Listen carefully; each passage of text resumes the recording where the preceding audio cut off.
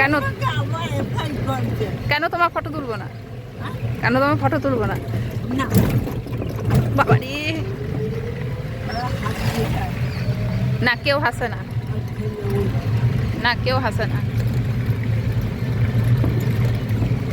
কেউ হাসে না, কেউ হাসবে না, সবাই একদিন বয়স হবে। তোমাকে কেউ বলবেই না যে শাড়ি পরেছো। হ্যাঁ দেখিয়ে দেবো। ও নাই, ডাক্তারবাবু নাই এখানে। আমি এসেছি বাজার মাকে ডাক্তার দেখাতে। মায়ের আজকে ডাক্তার দেখানোর ডেট ছিল, আর তার মধ্যে দিদিভাইয়ের সঙ্গে দেখা করতে গিয়েছিলাম, কারণ দিদিভাইয়ের পায়ে লেগেছে, সবাই জানো, আমি বলেছি অনেকবার।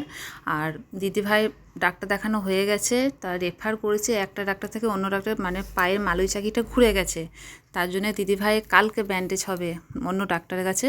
তাই দিদিভাই এখন আছে মেয়ে শ্বশুর বাড়িতে, ওর মেয়ে। আর সবাই বলো না আমি কোথা থেকে শাড়ি কিনি, এইটা হলো সেই রাধেশ্যাম আগরবালা থেকে আমি শাড়ি কিনি, আর ব্লাউজ সায়া কিনি পিউতুলি থেকে।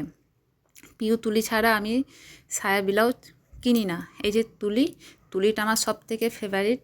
ব্লাউজ সায়া ওখান থেকে আমি, এটা শুধু কিন্তু ব্লাউজ সায়া পাওয়া যায়, আর কিছু পাওয়া যায় না, ওখান থেকে কিনি আমি। আর শাড়ি কিনি রাধেশ্যাম আগরবালা সুশীলদার দোকান থেকে। সবাই জিজ্ঞাসা করে যে তুমি কোথা থেকে এত সুন্দর সুন্দর শাড়িগুলো কেনো, ব্লাউজগুলো কেনো, আজকে আমি টোটাল বলে দিলাম।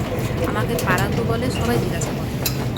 আর এখন আমার দিদির মেয়ে শ্বশুরবাড়ির দিকে রওনা দিয়ে দিয়েছি, আর অলরেডি আমি দিদির মেয়ে শ্বশুরবাড়িতে পৌঁছেই গিয়েছি, কিন্তু ভিডিও বানাই না, কারণ সবাই সোশ্যাল মিডিয়াতে আসতে পছন্দ করে না আমার বাড়ির লোকে, তার জন্য আমি ভিডিও বানাই নাই।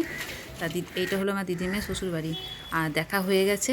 আমার দিদিভাই একা থাকে, ওর বাড়িতে কেউ থাকে না, মেয়ে একটাই, ছেলে একটা। ছেলেটা ব্যাঙ্গালোরে থাকে, আর মেয়েটা বিয়ে হয়ে যায়, তার জন্য মেয়ের কাছেই আছে। দিদিভাইয়ের সঙ্গে দেখা হয়ে গেল, এবার মা আর আমি বাড়ি চললাম।